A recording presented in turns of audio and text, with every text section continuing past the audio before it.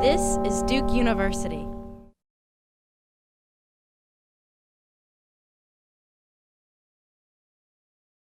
Here with you for this panel, which is called Making It Work, How to Launch Your Career in the USA. We have three fantastic speakers coming today. Two are here now, one's coming in a little bit. They are all DKU alumni who successfully navigated a job search in the USA as citizens of other countries.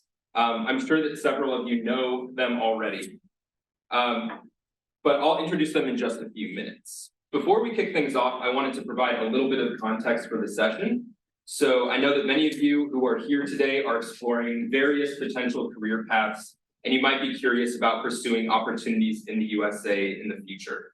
My hope is that this session will give you some helpful insights that can help you start planning for the future and thinking strategically about how to make your career goals come true.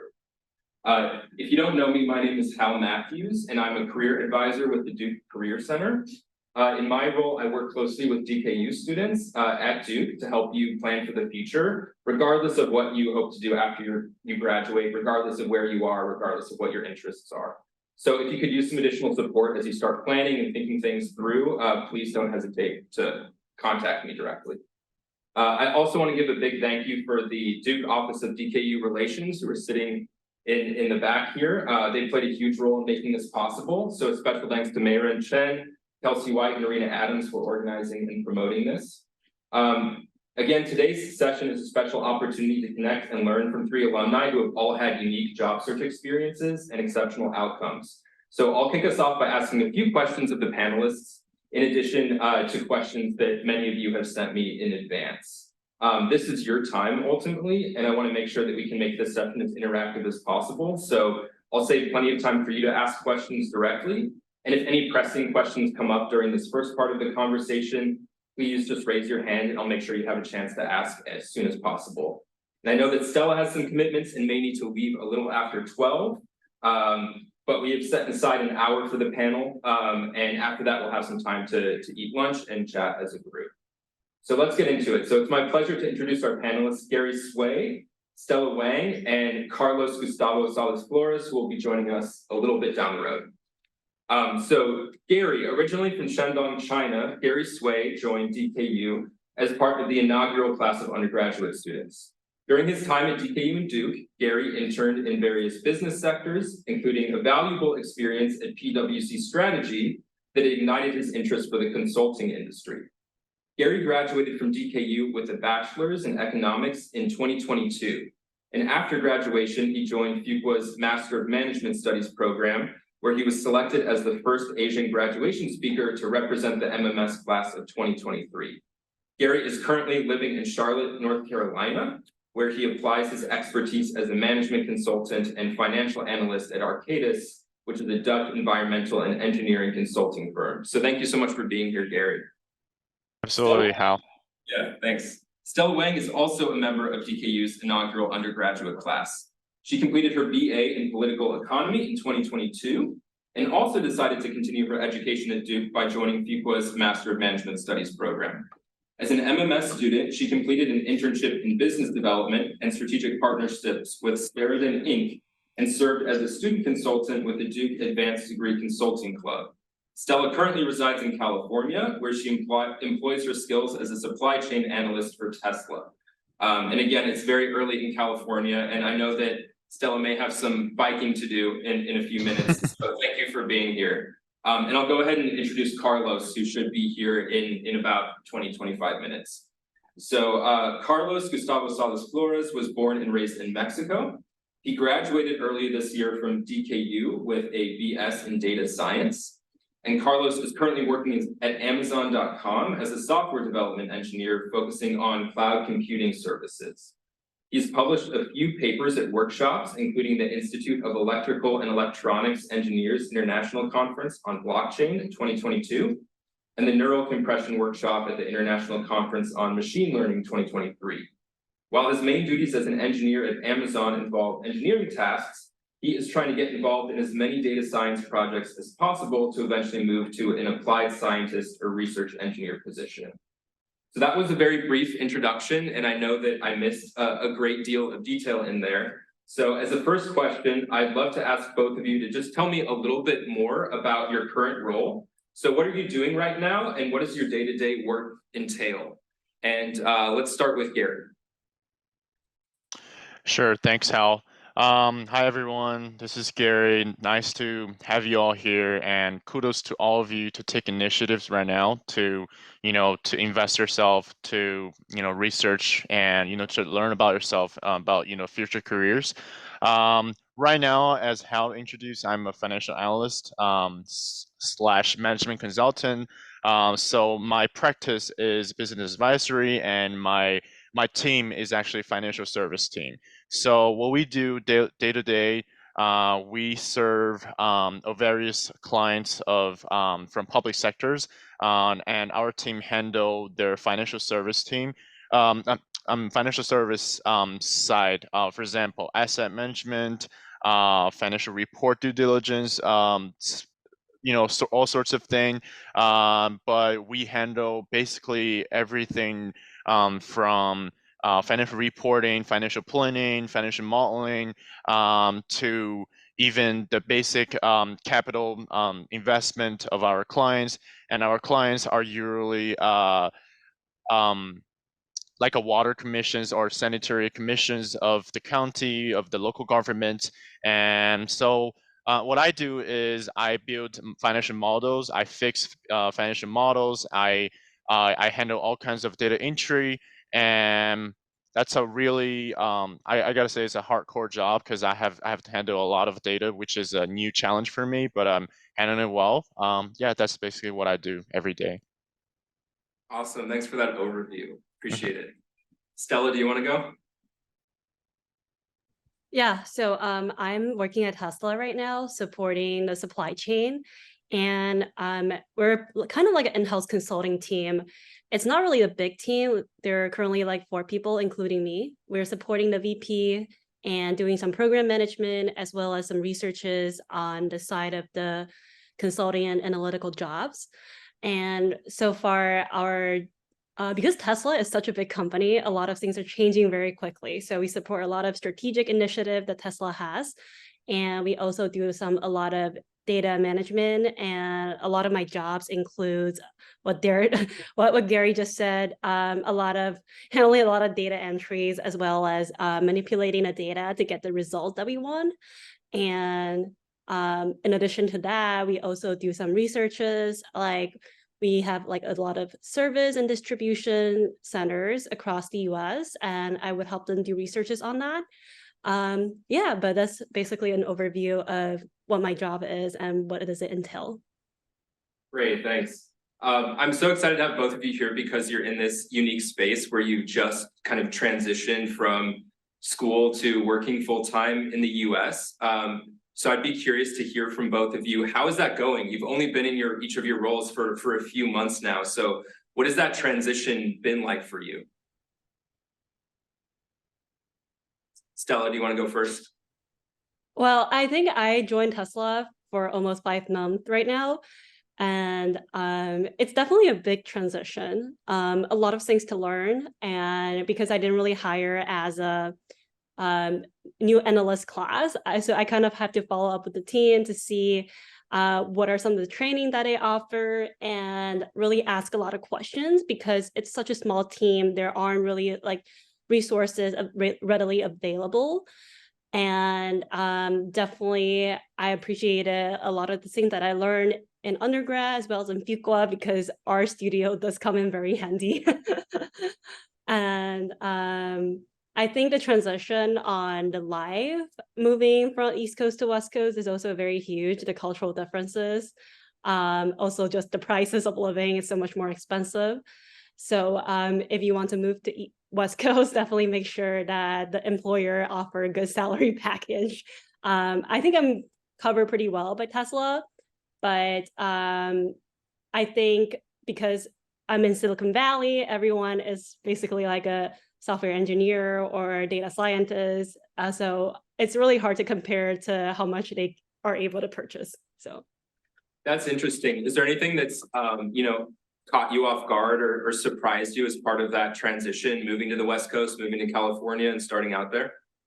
So I think I was renting off campus when I was in Fuqua. So I think finding a rental housing wasn't really that hard, but definitely without a car, it can be hard to get around. Yeah. And you said you're biking, so how long is your bike commute every day? So I actually bike like 3 miles every day. So it's 6 miles back like from my home and back. So like an hour. Wow, that's nice. But that can be a good way to I don't know, transition between work and home as well. Yeah. Yeah. Big Yeah. difference from here though. Yeah. How about you, Gary? How's the transition been going?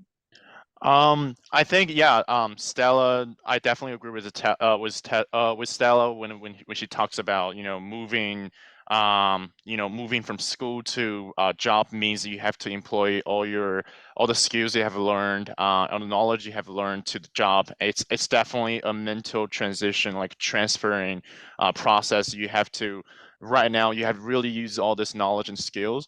But for me, I think the mental part is huge. I think back in school, I was a student for maybe 22 straight years, maybe not 17 probably. It's a long time, and suddenly you're not a student anymore. No one is out there looking for you. You might have a mentor, a job, answering your questions, but he's all about his work. You're about all your work. You are colleagues. You're not even, professors and students anymore. And for me, I think the one thing I want to mention is that when I was in school, I was like, if I had a job, I don't have to worry about it anymore. I have zero concern. But I found out I have more things to think about and more thoughts, you know, to provoke while in career, you have to think about, I have to map out a longer future right now after stepping to work. And yeah, I think that part of the mental transition is huge. And but as in the physical and residential challenge that Stella mentioned, I don't have many because I moved into Charlotte, which is pretty close to Durham. It's like pretty similar climate. We have similar sets of, I can keep all my living habits that I had in Durham and just move to Charlotte. And one thing is that I'm working hybrid right now. It's like 90% online, working, so I don't really have to drive to the workplace every day.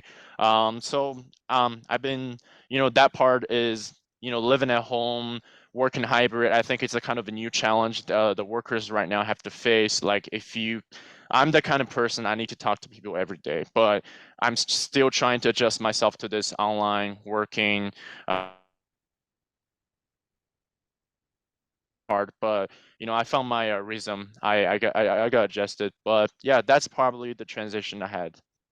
And I know you're traveling right now. Has travel been a big part of your role so far, or will it be in the future? I think it will be, but right now I'm not traveling for business.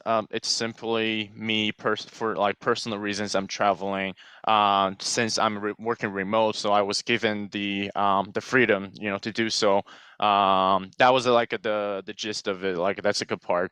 But I can't foresee as a consultant, you always have to travel to the client side, sometimes, and sometimes to conference. That could be a big portion, and but right now I'm still like an under training as Stella did. And also, one of the other transition I want to mention is that I'm also not part of like analyst class. Like I don't have a set of peers to get through all the challenges with. I have to learn by doing. I guess tossing to the team, and then learn by doing. There's no training class, there's no boot camp, just me doing real jobs. I think it might be the case for Stella as well. I think, yeah, that's about it. Mhm. Do you have people that you can lean on, like outside of the organization, that you've been bouncing ideas off of, or how are you managing that? Yeah, I definitely have some. I actually attended last Wednesday, Duke has Duke Alumni Association, they have like a series of activities across the U.S. There's like the Welcome to the City series. Like you can, like there are alumni in the town supporting you. You can network with them. I also have a mentor from my previous job I can talk to him. There are always people you can talk with, exchange idea with, just be active. Yeah, awesome. So now that you both had a little bit of time to start, settling into your roles, I'm wondering if you've reflected on that kind of career journey and discovery process at all. What experiences during your time at DKU and Duke do you think most helped you prepare for your chosen career path? And is there anything in particular that stands out to you? I think that's a really great question. Well, I think for me, the adaptability to a lot of different challenges on the job was definitely something that I kind of picked up from DKU because every classes was 7 weeks and you change your classes every 7 weeks. And I think that's something kind of like the job because sometimes our VP would just hand us this project and be like, go do it. So I think I kind of overestimate how much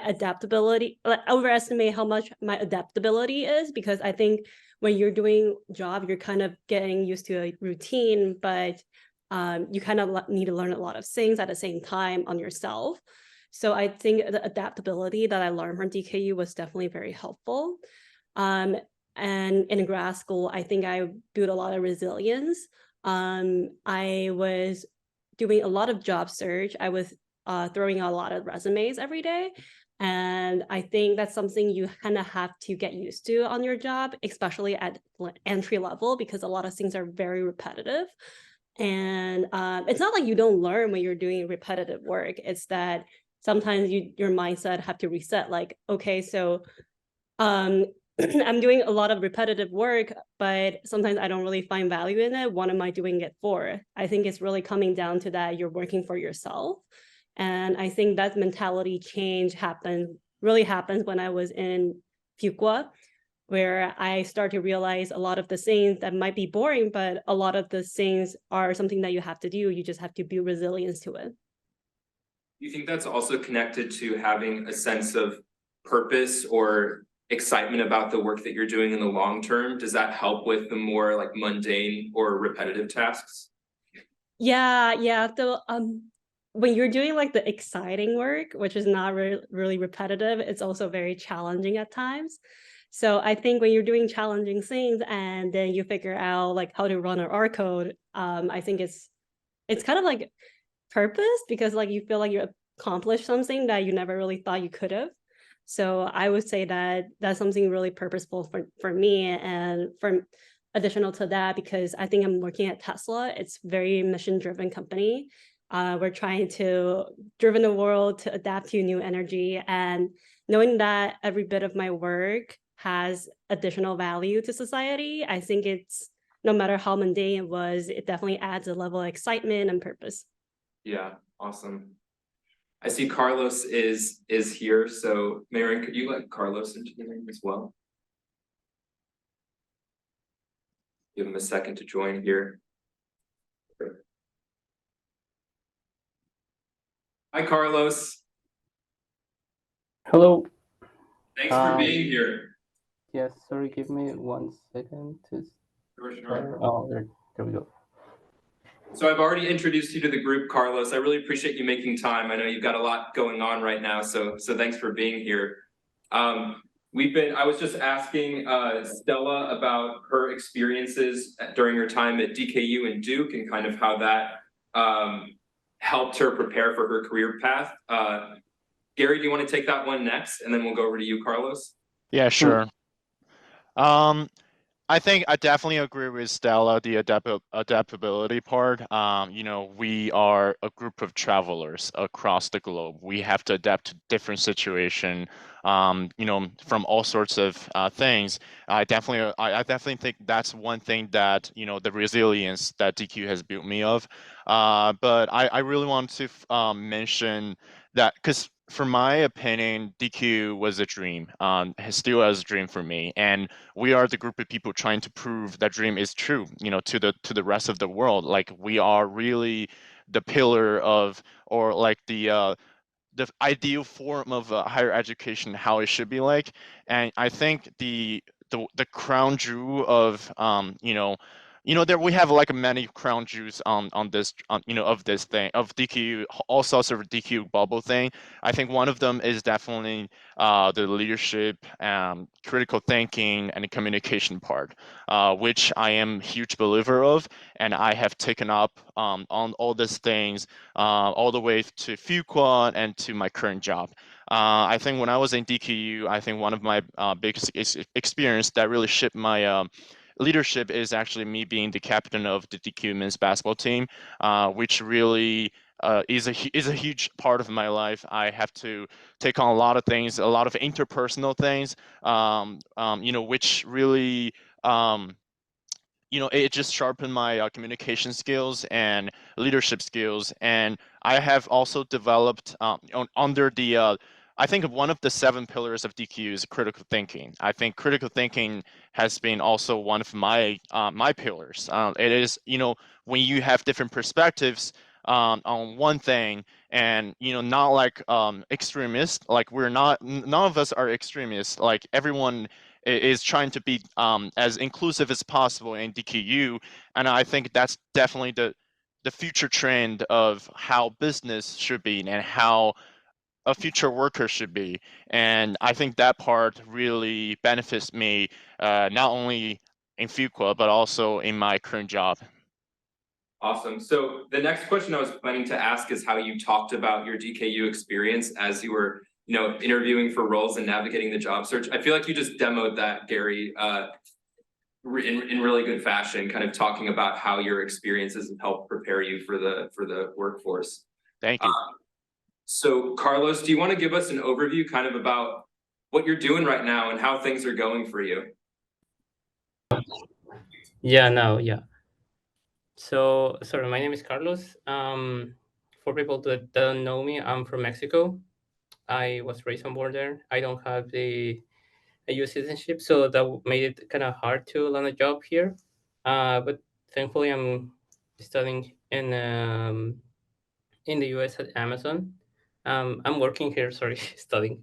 Anyways, I'm working here. I work as a software engineer. I'm trying to make a career path towards applied scientist because, well, I majored in data science, and at least for me, I know this is not the case for most people that study data science, but most people that study data science want to do CS, but not in my case. I did want to do data science, but the path for that is much more difficult if you don't hold a master's or PhD.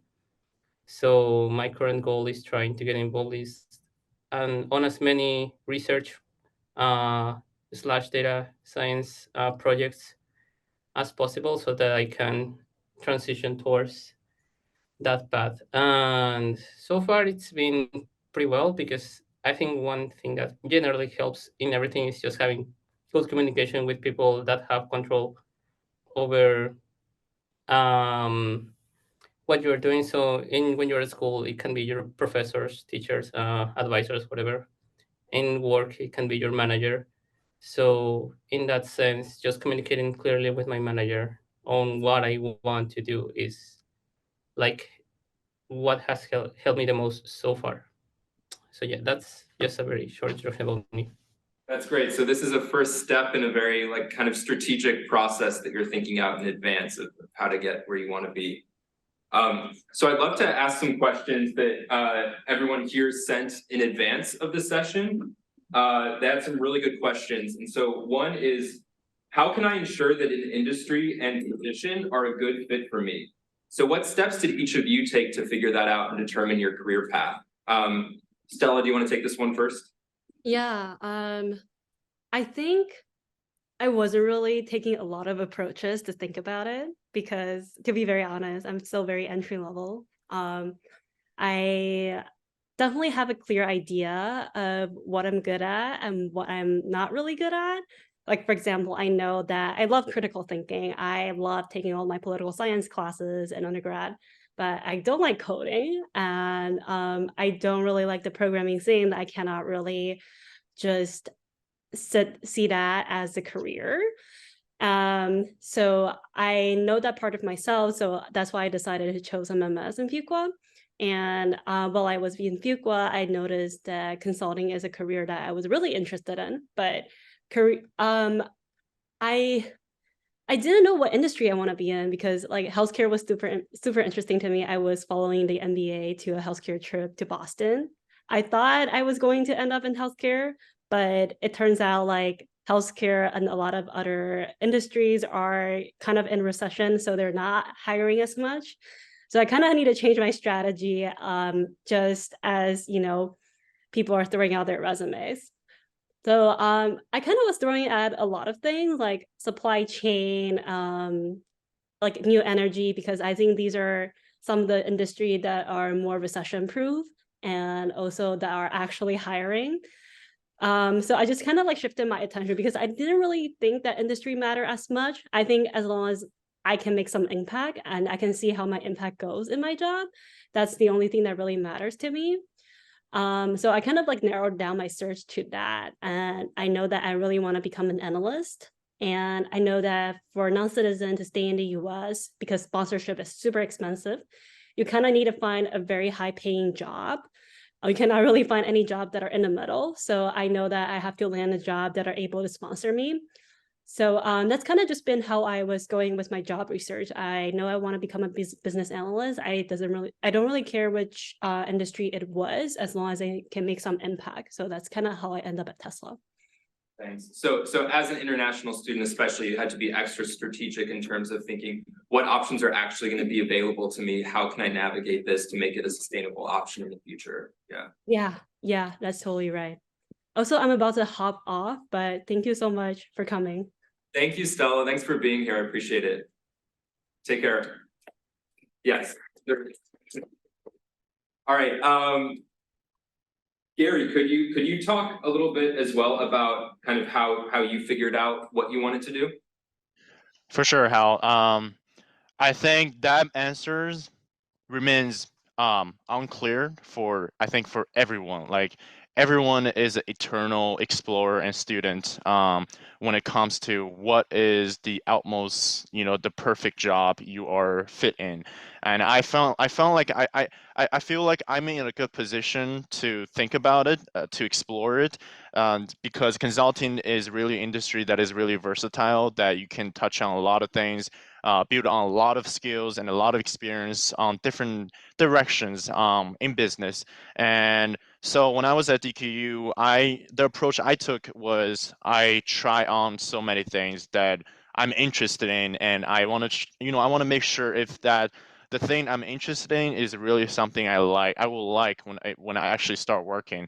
So I took about 4 internships in different industries, and I found out consulting is really combination of my interest and the things I love doing, because of the quick turnaround, project turnaround period, and the communication focus, and the small team working environment, and up to date market. Business is, consulting business is really up to date.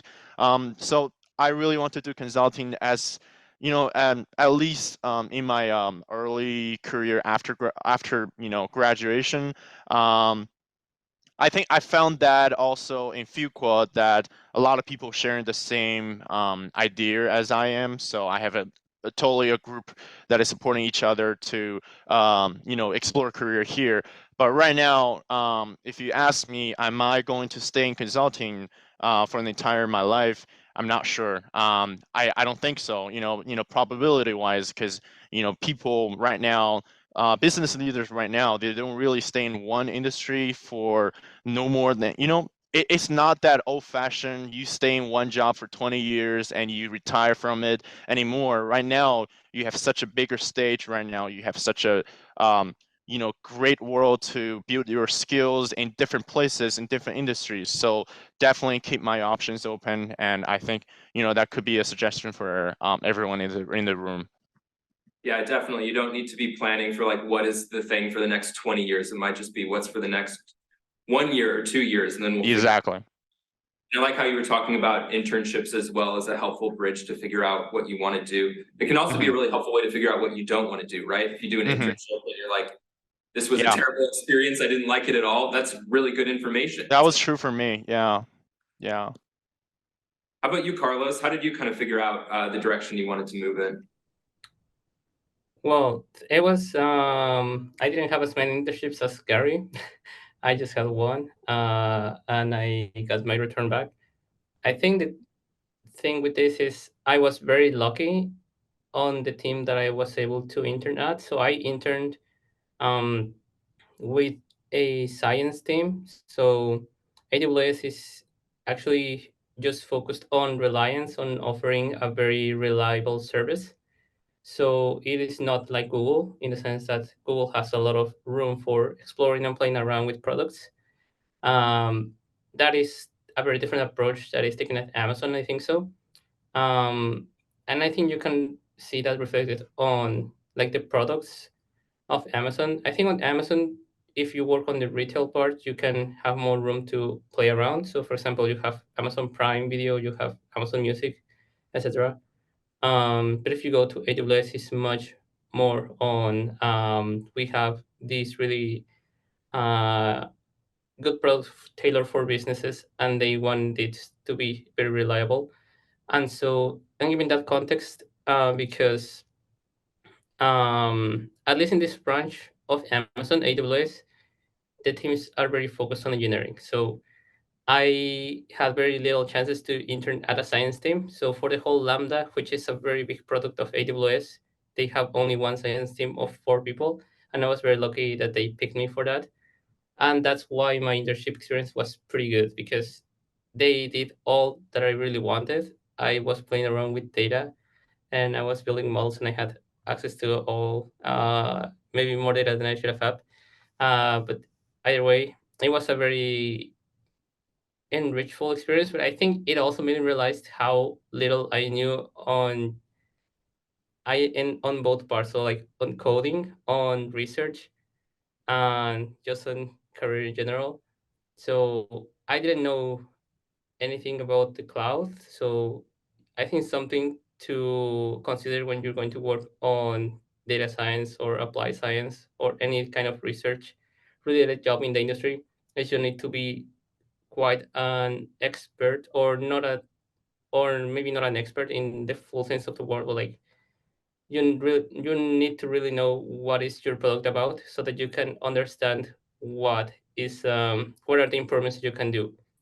So if you work as a applied scientist, you need to know how the architecture works at AWS. You need to know what are the algorithms that we use to create virtual machines or stuff. So that is a very long process, and that's something that really limited. So right now, my path is on. I mean, I am in engineering because first of all, the research team does not accept engineers, and second of all, is because that helps me to just get more ground on the product that we are building, and then that can actually benefit me to come up with other solutions or other problems. So I was very also lucky when I just started. I started just 2 months ago on a project that was like half done. So engineers really know their product, but they don't know how to approach this from uh, a mathematical perspective or a statistical perspective, which is what I can give to the team. So in that sense, they had the knowledge. I just had to put this into mathematical or statistical perspective, and this is something that helped me and did show me that I do need to know a lot more about the product to make something that is more meaningful. Because if you work the part of Amazon, for example, Prime, you will probably be focused on a very small part of the product that doesn't really impact the whole team, or maybe it does, but like you don't see uh, that you don't see your impact, or that is something that happens very often. So if you want to find your work meaningful, you gotta be in a place that is more risky, but that also means you need to have more expertise. So you need to be willing to learn a lot more. Like Gary said, you need to be learning all the time, and you need to be willing to learn things that are maybe painful or boring for you at the beginning, but eventually those things are going to help if you really want your career to go that way. So in my sense, yeah, I think it helped me figure out what I need to know and how much I need to learn still. Sure. And so kind of finding that niche and working on specialization as well is really important, potentially for getting that initial role, but also for advancing that career path forward and kind of building your personal brand and what you're known for. Yeah. Yes, yes. And of course, that depends on if you want to move to another industry, then you got to learn the whole thing. So it does depend a lot on what you want to do as well. But yeah. Awesome. So we've talked a lot, broad overview kind of about your education, DKU, transitioning into the workforce, but I'd love to get a little more specific, talking about that experience as someone who's not a citizen of the US navigating that job search. So someone asked, I'm wondering if you encountered any challenges as an international student when applying for jobs in the US, for example, visa issues, and how did you deal with that? I can start with that. I gotta say, yeah, that's the critical question there. Like, as non-citizens here, you're facing a whole different level of competition, because your status basically puts you in a bad position. Even though you're really competitive, you have all the experience and skills that employers want, but since you're not a citizen, you represent a liability for the whole company, because you you represent uncertainty. You also represent a legal cost that the corporate has to sponsor you. I think these two parts has been offsetting all the positive things you could be bringing to the corporates. So yes, that is the issue for every non-citizens trying to get a job in US. So I mean that answer is yes. For me, I have one of the reason I continue to study in US to get that FUCO MMS degree is to get that OPT in place, so I can have kind of a buffer period. Instead of a 1 year of H1B draw, lottery draw, I can have 3 years. So that could be a way to solve it, or not to solve. Maybe like it's kind of a solution, but it's still putting you on all the things I have just mentioned. It is a thing you have to take account of.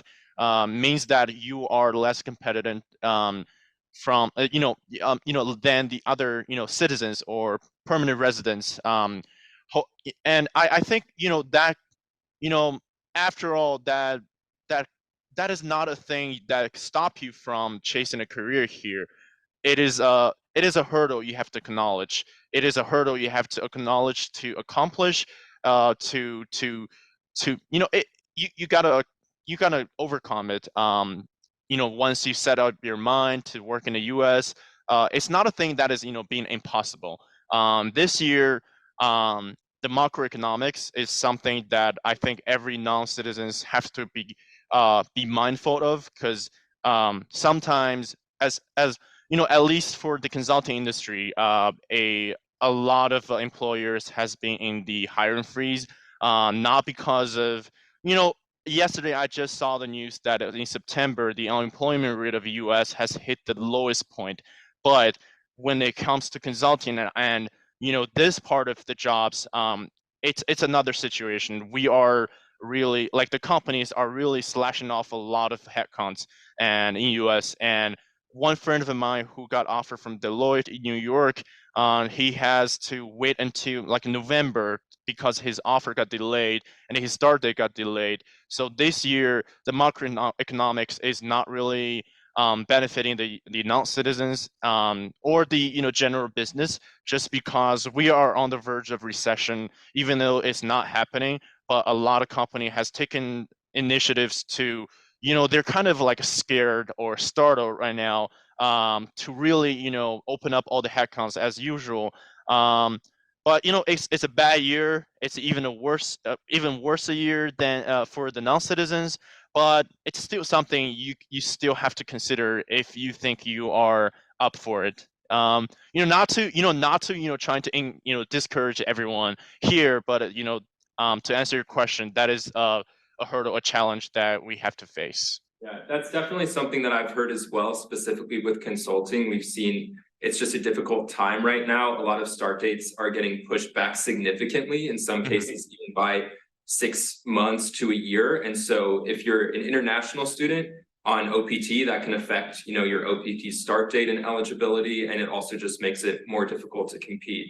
Yeah. But for those of you who might be a little less familiar with the student visa situation, when you're here on a J1 visa in general, there's just fewer opportunities to get that direct work experience in the US. But what many students consider doing is returning to graduate school in the US on an F1 visa. So then you can qualify for optional practical training, which can give you between 1 to 3 years of professional experience that's essentially sponsored by the school that you studied at before you have to get that sponsorship and from an employer and incur that additional cost. So that can be a really helpful bridge to longer term employment in the US, because you have that extended period of time to build that meaningful relationship with an employer, to show that value that you can provide, and to kind of get them on your side to support you for a more extended period of employment. Carlos, I know you had a unique situation in that you transitioned from and I see you laughing about it as well. You transitioned from undergrad directly into a role in the US, and I know there were some challenges with that. So could you talk a little bit about how you managed the situation and how you were able to make it work?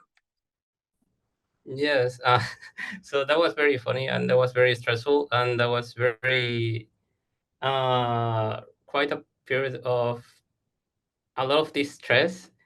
I think in general, I mean, having the condition of being on a J1 doesn't necessarily make it more difficult in the tech industry, I think. Um, there is definitely a few companies that do not take that as a liability, at least from my experience. So, for example, Meta, Google, and Amazon do not tend to do that. But for example, Microsoft does. Netflix is in general just more difficult because they tend to have more seniors. Um, but at least talking about these three companies, Google, Meta, and Amazon, they tend to be more friendly with international students. So actually, in this floor, my kind of subdivision is mostly international people, like 80% international people. So I do think that depends. However, so being on a J1 kind of limits us in the sense of like we just have as many days of academic training as days we have stayed in the US. So that is something to consider. So that means you probably will not be able to do internships if you just stay one semester at Duke, or that might be pretty difficult. Um, so the transition to the full-time job is it was more difficult, I guess, for COVID. So this was mostly in the sense that well, these companies were cutting a lot of heads, so like a lot of already senior people who have a lot of experience were laid off. So that means if there were new opportunities, new entry level jobs, or new like roles that were just asking for 1 or 2 years of experience, there was already a big pool of engineers that were well qualified and were ready to take those jobs, who had already worked at Microsoft, at Google, at Meta, at Amazon, at Netflix, or whatever. So being a new grad from that pool makes it a lot more difficult, which is why, at least for the last 2 years, most of the people who were getting entry level jobs were mainly returning interns. So there were not a lot of room or not a lot of opportunity for people who were just fresh out of college and did not intern at that company for these companies. So that made it a little bit more difficult. So that means you need to kind of understand how these companies hire, or like how do people mostly stay at these companies. So like I said, in my case is mostly people intern and they return as interns, and that is a more safer way, because then you don't need to go through your interview process again, and it's much easier to get hired as an intern because you only have like 3 interviews compared to having like 5 or 6 interviews as a full-time engineer. um, and then I think what had us a lot of what made it more difficult in our case of my specific cohort. So I had a lot of friends that got offers at companies in the US for internship. So one of my friends got an offer at IBM, one had an offer at Apple. But unfortunately, we had this restriction from Duke, that we were only able to intern in the Durham area, so we could not get outside. So that means these 2 people that had these offers, they had to rescind these offers because they were legally not able to intern at those companies. Well, I don't know if legally, but like that was a policy. So if they would have done that, that would have been illegal. So yeah, if you don't have the scholarship of the school, then it's not there's really nothing you can do about that. So that was something that really stopped us. In my case, again, I was very lucky that Amazon was asking if I needed to work remotely, and so I of course said yes, and I just said that I legally need to do it from here, otherwise I will be deported from this country. So that's how they let me do it. Um, but in general, this is not a chance that a lot of companies do, or I don't know if they will still have for people in 2023, because COVID policies are much lighter and companies are starting to implement RTO, return to the office.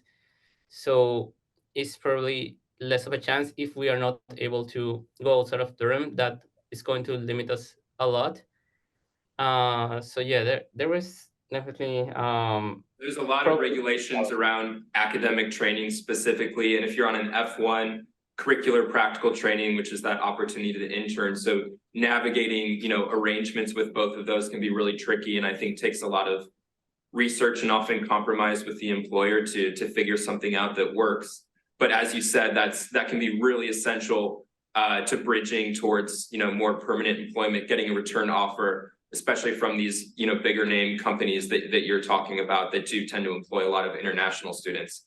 So it definitely would take a lot of legwork to do that research and figure out what is possible for my situation, what am I able to do, and can I find a situation that works? Yeah. Yeah, at least personally felt it was more the regional, like just the geographical limitations of that.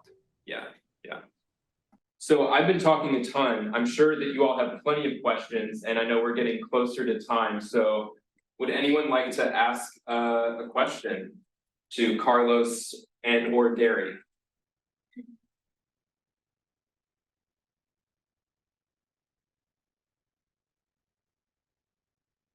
I have a question. Can you speak up just a little bit to the microphone there? Yeah. Yeah, I have a question for Carlos, and I saw you just planning to move to the applied scientist roles, and I'm curious about, as you mentioned, that the applied scientists, they require usually a PhD degree. How you overcome the challenge to move to a very senior role? What are the challenges that you think of? Yes, so that's a pretty good question, and I'm still trying to figure out that. Like I said, it's more like a goal that I hope to achieve within the next 2 years, but it's gonna be difficult.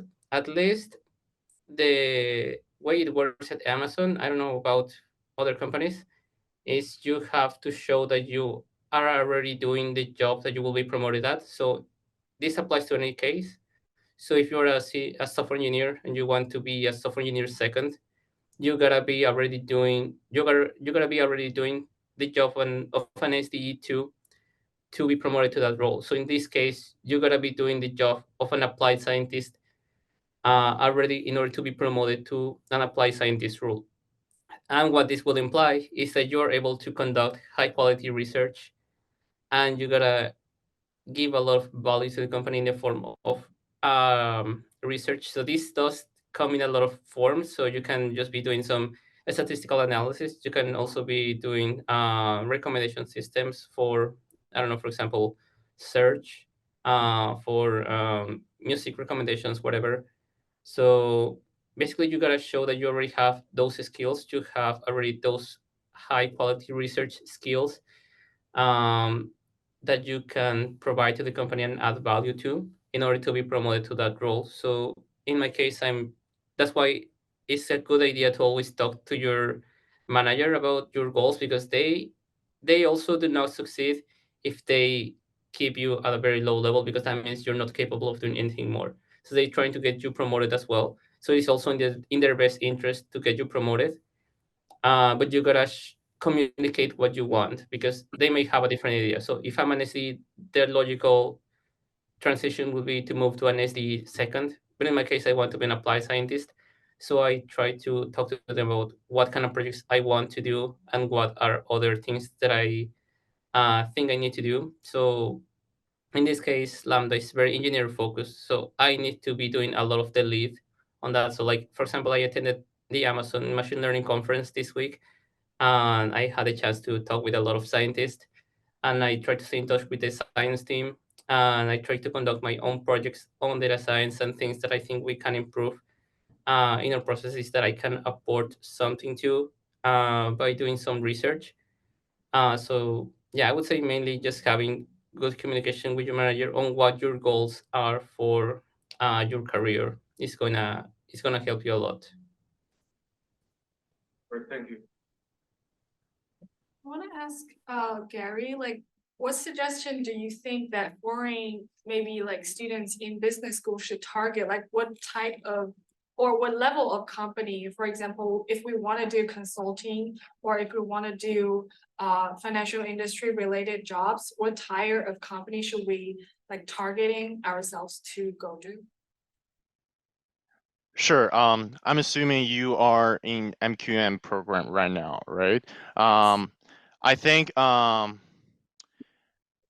there's to start with, I was one of the people who want to continue, to be employed. I have the goal of being employed in one of the big names, such as, the PwC I've interned with. There's also MBB, the Big Four, all these companies. I had that goal, trying to get employed there, but I changed that and kind of altered that, the level of the companies I want to get in, just because of the challenges I'm facing.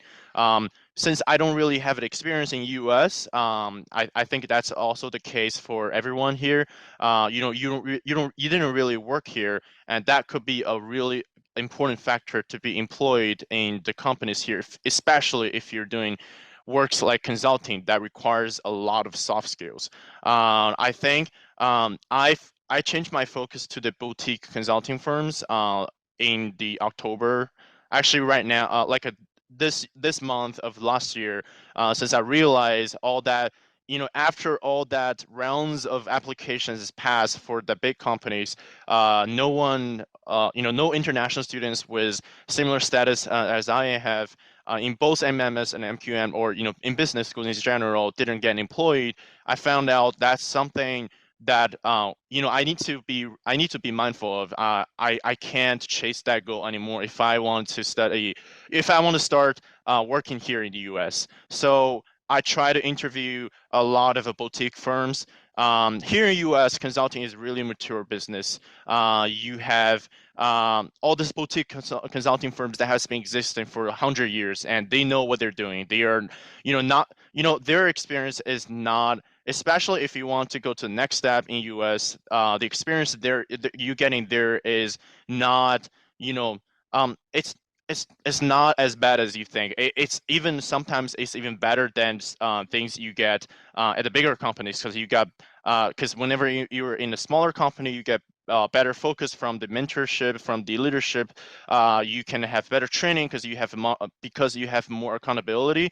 I think for MMS, so we're a lot more like a soft skills focus. But if you since you're in MQM, I'm guessing maybe a little bit of quantitative focus to putting your work, because if you go out to network with people from our class, MQM, MMS, you find out MQM has a definitely better employment rate for non-citizens, as from my observation, because they have this kind of a quantitative portion in their jobs.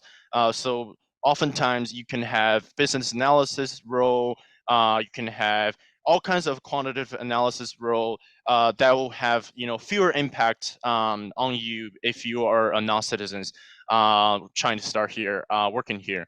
But as I said, be really versatile about your goals. You don't have to go to the big names, although it's definitely better to have those names on your resume. It's going to be easier if you want to transfer back to your own countries, because it's easier to recognize those names on the resume.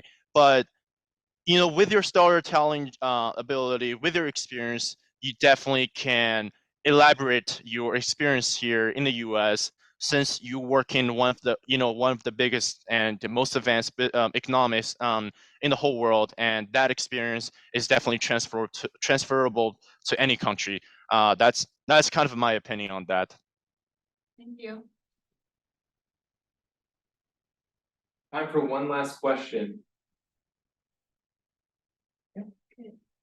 Hi, Carlos. I have one question for you. So, like you mentioned, you're aiming to work as a applied scientist in the data science industry, which requires a lot of specialization in your area. So I was wondering, like, what are some strategies or approaches you have taken or you think will be helpful for like building up this specialization and also to improve your research ability outside of school settings? Can you repeat the last part of the question? Yeah. I didn't hear that clearly. Yeah, what do you think are some strategies or approaches that will be helpful for building up this specialization and also research abilities outside of school settings? Oh, yeah. So I think I can, at least for the applied scientist role, so there is two kinds of science roles. So you can be a research scientist. So in that sense, you basically just do your Jupyter notebooks.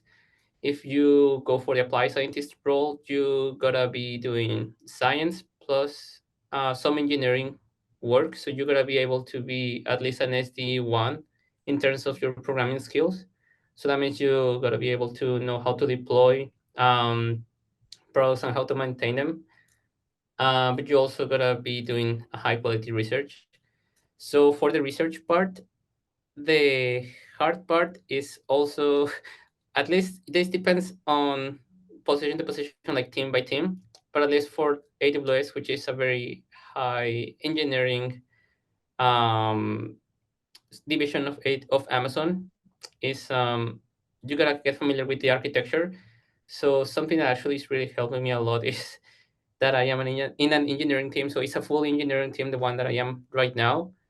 So that means I will have to be on call, which is not something very nice because that means you're gonna be 24/7 for 1 week, depending of some issues they're gonna be having with the product. But that means you gotta know exactly what your service is doing, so for example, we have, I mean, a service is a combination of lots of sub-services. So like, I don't know, we have DynamoDB tables, we have S3 buckets, we have some Lambda functions, we have some instances, whatever. I mean, there's like a lot of components. So you know what happens with each component when you are on call or when you build products by being in an engineering team. So for example, Lambda on itself is a three-step process. Like the way we learn it in our cloud computing class at DKU it's actually that way that it works.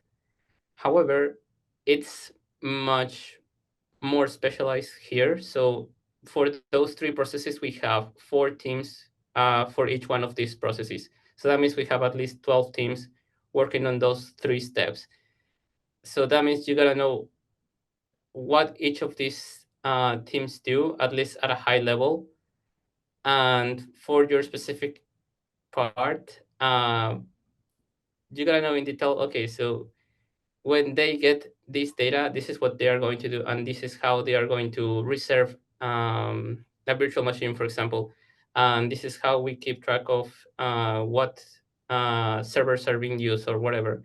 Like, you gotta know exactly how the architecture work for your service, and that only comes by either you are very, very brilliant and you understand things very easily, or you gotta be like in my case, you go to an engineering team and you start writing code for those services. You gotta be on call and you understand. Then by just by being on the company, by being on a service, you understand what it does, and then once you understand what it does, then you can start just using your research skills. So like you just start doing some analysis, then you come up with some ideas. So like, I can model this as a Gaussian or whatever. I can use a recommendation system. I can use some neural network, for example, whatever. I can start then experimenting with, I don't know, generative adversarial networks or whatever. So you gotta first understand a lot. So there is nothing you can do specifically that is going to prepare you for your specific role. Like I cannot tell you like you gotta study this and this and this and this. It's mostly you gotta be willing to uh, be there and code and learn. And it's gonna be kind of painful. Not only on call, but like sometimes you're gonna break things. If the service is much more high availability, like Lambda. So if Lambda goes down, it's gonna feel like 20% of the internet goes down. So you're gonna be willing to take that risk. I mean, of course, it's very unlikely that you're gonna break the whole service, but like you're gonna be conscious that things can happen. So like if there's an outage and you're gonna be on call, it's gonna be probably a very stressful situation, but that is going to help you to learn. And that's gonna help you then to understand how to do better science when you want to do research um, in for whatever service you're going to be building. If you decide to go to an engineering or to a tech company, for example. Thank you both so much for making time to be here today. I want to stick to time because I know you have busy schedules and places to go right after this. Can we do a round of applause for Carlos and Gary? Thank you so much. We really appreciate it. Thank you all for being here. Thank you, everyone. Take care. Bye. Bye.